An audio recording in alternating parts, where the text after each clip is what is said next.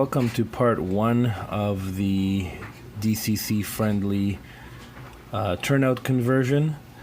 This is going to cover how to prepare your turnout for the retrofit.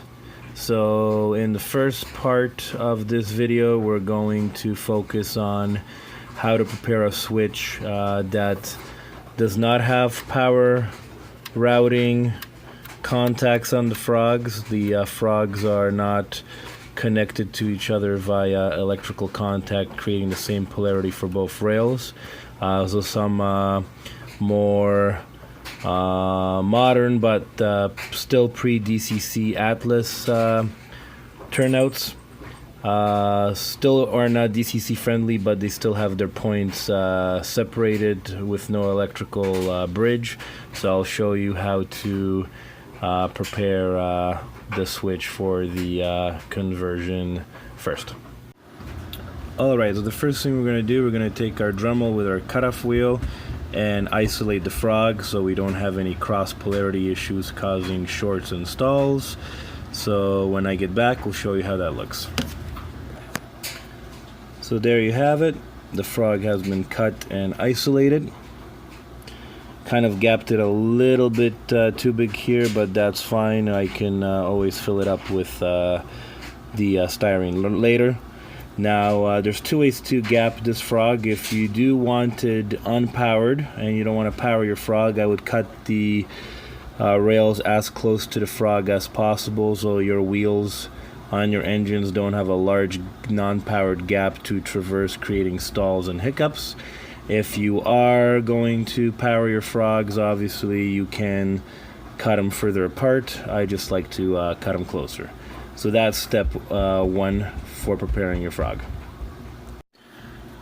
So step 2 is to take your sharp hobby knife or box cutting knife or razor knife, and we're gonna cut out a couple of these plastic stanchions between the ties to create our channels for our wires to power the points, and then also power the rails beyond the frog with proper polarity. So when we get back, I'll show you how that will look like.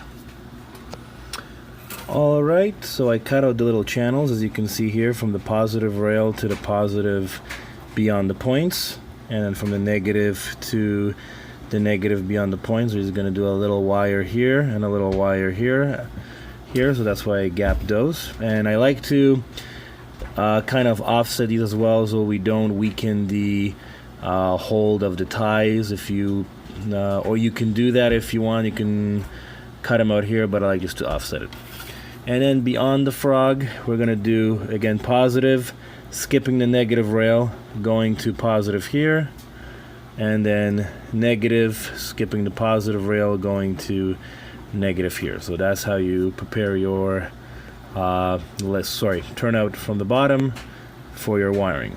So again, if you have an Atlas switch without the power routing points, you're done. This is all you need to prepare your turnout, and then you can wait for the next video of actually how to wire everything.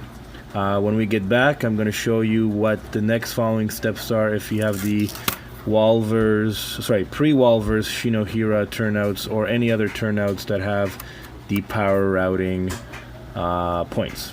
So we'll be back with this video.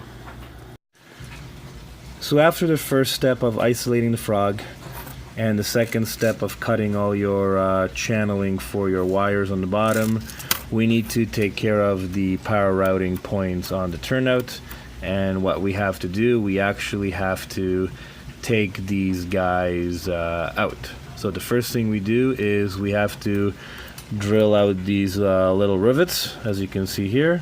So when we get back, I'll show you how to do that.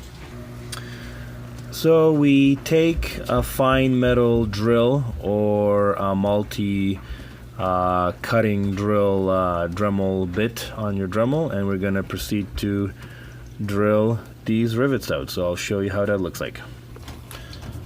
Alright, as you can see, the rivets are drilled out, and now I can just take my pliers, and the points are gone, and you can see there is a brass tab putting these two rails together, and then there was a brass tab providing full contact from positive to negative here. And next, when we come back, I'll show you how to get that done. The one at the tie is easy. The tie just comes out and you just throw this out. So you have your switch looking like this. And I'll show you how to get rid of this guy here. So we're going back to the cutoff wheel and the Dremel, and what we're going to do is we're going to cut from the bottom, cut these 3 ties on the inside, leaving the ties on the outside intact, and we're going to fill this area in afterwards when the turnout's ready to be placed with newer ties or some styrene representing ties. When it's all colored and ballasted, it'll look all prototypical. So as you can see, I removed the 3 ties just in the middle, so the outside ties still are intact and held together on the rail. And you can see this little brass bracket, this C-shaped bracket, soldered to the rails. So next, what we gotta do, we gotta take our soldering iron and desolder this and get rid of this. So I'll show you how that looks like when we get back.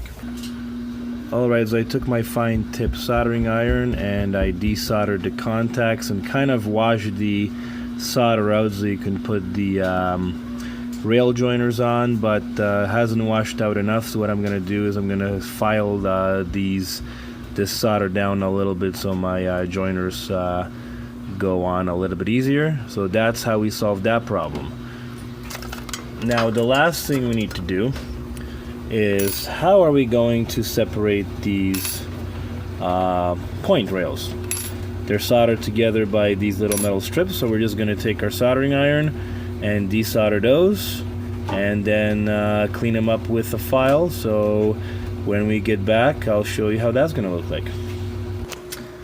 Alright, the rails are apart, and sorry about the focus here guys, but I filed down any of the residue soldering from the original solder job to make them nice and flush and clean. So yes, so this is what we have now.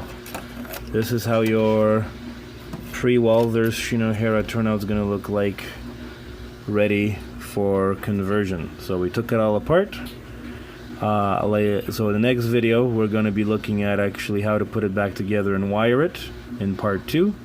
So like always guys, thank you for watching, commenting, liking, sharing, and subscribing. And if you haven't subscribed, please do so, and I'll see you in part 2 of this series. Take care.